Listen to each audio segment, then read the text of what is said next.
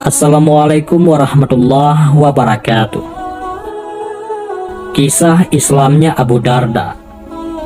Bercerita seorang sahabat Nabi yang nama aslinya adalah Uwaimir bin Malik al-Khazraji yang berkunyah Abu Darda. Ia berasal dari Madinah, dari suku Al-Khazraj, yaitu kabilah Yaman yang pindah ke Madinah dan menetap di sana. Ibunya bernama Mahabbah binti Waqid bin Amir. Pada masa jahiliyah, Abu Darda adalah orang yang sangat rajin dalam menyembah berhala. Ia selalu bangun lebih awal, hanya untuk memberikan pakaian yang bagus kepada berhala dan memberinya minyak wangi. Bahkan berhala tersebut diletakkan di tempat yang paling mulia di rumahnya. Ketika matahari sudah mulai berada di tengah-tengah, Abu Darda meninggalkan rumahnya menuju ke tempat dia berniaga. Dalam perjalanan, Abu Darda melihat jalan-jalan di Madinah dipenuhi pasukan Nabi Muhammad SAW yang pulang dari Badar. Dia pun memalingkan pandangannya. Akan tetapi, tidak lama kemudian, Abu Darda menemui orang dari suku Khazraj dan menanyakan tentang keadaan saudara dekatnya, yaitu Abdullah bin Rawahah yang sudah lebih dulu masuk Islam. "Bagaimana keadaan saudaraku Abdullah bin Rawahah?" Maka anak muda Khazraj menjawab, "Abdullah bin Rawahah, ia telah berjuang di medan perang dengan sangat baik. Dia pulang dengan selamat dan meraih harta rampasan perang." Mendengar jawaban orang tersebut, Abu Darda jadi merasa tenang atas keselamatan saudaranya. Perlu sahabat ketahui, Abu Darda menanyakan kabar Abdullah bin Rawahah karena pada masa jahiliyah keduanya sudah terjalin persaudaraan yang kuat. Manakala Islam telah datang, Abdullah bin Rawahah langsung menyambut hidayah tersebut dengan cepat, sedangkan Abu Darda masih berpaling dari al-haq. Namun hal itu tidak menjadikan Abdullah bin Rawahah meninggalkan Abu Darda, karena Abdullah bin Rawahah sering berkunjung ke rumahnya dan mengajaknya masuk Islam. Sehingga karena tangan Abdullah bin Rawahah lah Abu Darda masuk Islam. Setelah Abu Darda menanyakan kabar Abdullah bin Rawahah, dia melanjutkan perjalanan dan sampailah ia ke tempat niaga. Lalu ia duduk di kursinya yang mewah dan mulai sibuk dengan perdagangannya. Di waktu yang sama, saudaranya Abdullah bin Rawahah datang ke rumahnya Abu Darda dengan niat melakukan sesuatu. Setelah sampai di rumah Abu Darda, ia melihat ada istri Abu Darda yang sedang berada di halaman rumah. Sedangkan pintu rumahnya terbuka, maka Abdullah bin Rawahah bertanya, "Di mana Abu Darda?" "Di tokonya, tidak lama lagi ia akan pulang," jawab Ummu Darda. "Bolehkah saya masuk?" tanya Abdullah bin Rawahah. Ummu Darda menjawab, "Dengan senang hati." Lalu Ummu Darda mempersilahkan masuk Abdullah bin Rawahah. Setelah itu Ummu Darda pergi untuk melanjutkan kesibukannya dan mengurus anak-anaknya. Tak disangka Abdullah bin Rawahah malah masuk ke kamar tempat berhala-berhala Abu Darda. Dia mengeluarkan kapak yang sudah ia bawa dari rumah, lalu menghantamkannya pada berhala-berhala tersebut sambil berkata, "Ketahuilah, apa saja yang disembah selain Allah adalah batil." Setelah selesai, dia pun meninggalkannya dan pulang. Saat Ummu Darda menuju kamar berhala, dia langsung pingsan saat melihat berhalanya hancur berkeping-keping. Dan dia pun mulai menangis sambil menampar-nampar pipinya sambil berkata, "Kamu telah membuatku celaka, wahai Ibnu Rawahah." Kalimat tersebut dikatakan berulang kali. Tidak lama setelah itu, Abu Darda pulang. Dia melihat istrinya sedang menangis di depan pintu kamar berhala. Abu Darda pun bertanya kepada istrinya, "Ada apa denganmu?" Ummu Darda menjawab, "Saudaramu, yaitu Abdullah bin Rawahah, datang kepada kami ketika engkau tidak di rumah. Dia melakukan apa yang engkau lihat saat ini." Abu Darda melihat berhalanya yang sudah hancur berkeping-keping. Amarahnya langsung naik. Dia ingin membalas perlakuan buruk kepada saudaranya.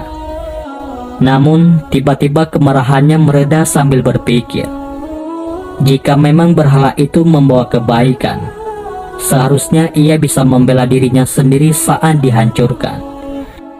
Saat itu juga, Abu Darda beranjak pergi menemui Abdullah bin Rawaha. Lalu keduanya menemui Rasulullah untuk mengumumkan keislaman Abu Darda, sehingga Abu Darda orang yang terakhir masuk Islam dari marganya. Sejak Abu Darda menerima Islam, ia merasakan iman yang meresap di relung hatinya.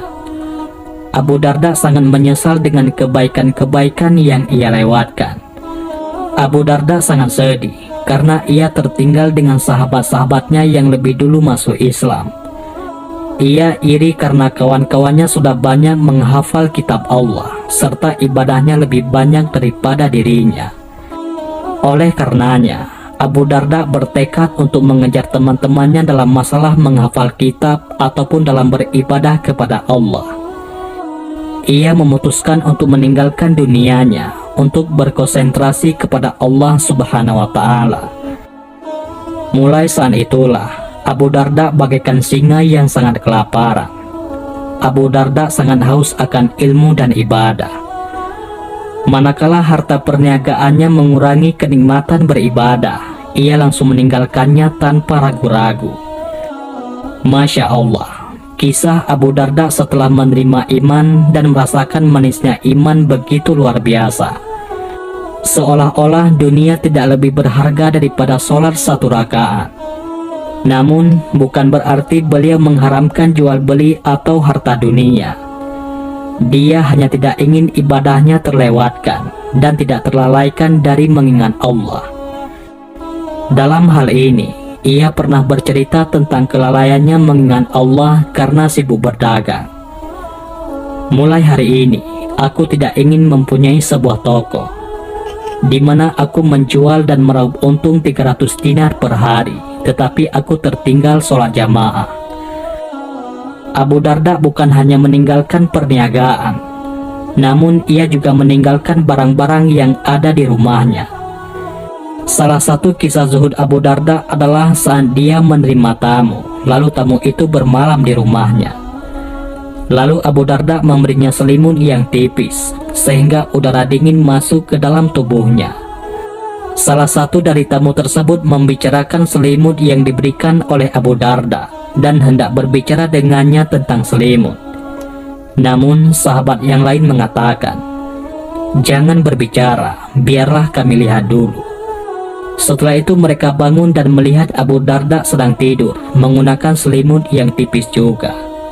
Bahkan perabotan di dalam rumahnya tidak ada. Maka esok harinya mereka bertanya kepada Abu Darda, "Kami melihatmu bermalam sebagaimana kami bermalam, dan di mana perabot rumahmu?" Abu Darda menjawab, "Jika ada sisa perabot di dalam rumahku, niscaya akan aku berikan kepada kalian." Masya Allah, begitulah kisah Abu Darda dalam masalah zuhud dan ketaatan. Sedikit di antara kita yang mempunyai keberanian seperti beliau. Dari orang yang kaya sampai menjadi orang yang serba kecukupan. Dia merasa cukup dengan satu suapan yang menegakkan tulang sulbinya dan pakaian yang kasar untuk menutupi auratnya. Kisah kebijakan Abu Darda dalam menyelesaikan masalah. Dikisahkan Abu Darda melewati sekumpulan orang yang bertindak aniaya terhadap temannya. Mereka memukulinya dan mencacinya. Maka Abu Darda langsung mendatangi mereka dan bertanya, "Ada apa?" Mereka berkata, "Seorang laki-laki terjerumus dalam dosa besar." Abu Darda berkata, "Bagaimana jika ia terjerumus ke dalam sumur? Apa kalian akan mengeluarkannya?" "Tentu," jawab mereka. Maka Abu Darda melanjutkan, "Jangan mencacinya, jangan memukulinya. Semestinya kalian menasihatinya dan meluruskannya. Berterima kasihlah kepada Allah yang telah membuat kalian tidak melakukan apa yang Dia lakukan." Mereka berkata, Mengapa kita tidak membencinya? Kami hanya membenci perbuatannya. Jika dia meninggalkan dosanya, maka ia saudaraku, jawab Abu Darda.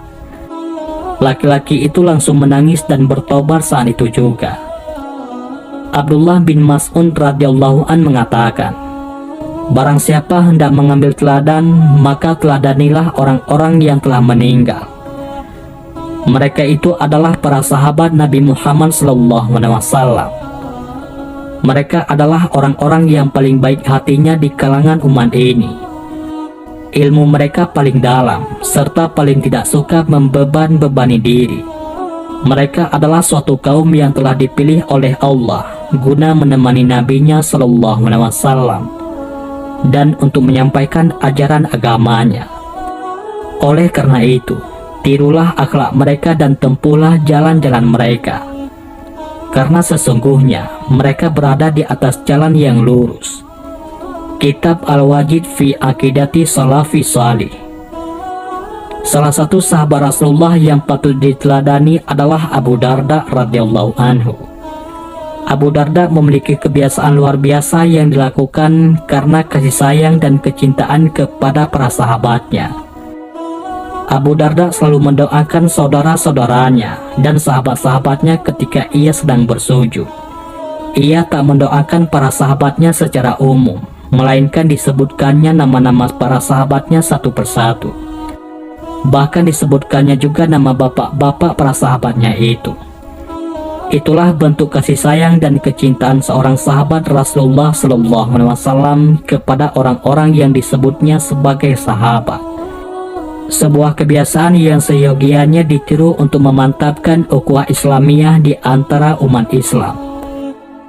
Abu Darda meninggal di saat beliau sedang sakit.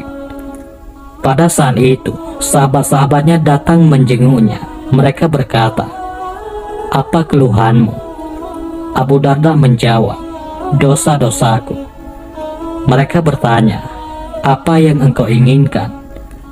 "Ampunan Rabbku," jawab Abu Darda. Setelah berkata-kata seperti itu, maka wafatlah Abu Darda. Allah telah menyiapkan untuk Abu Darda sebuah kubah di tengah kebun hijau yang luas dan indah.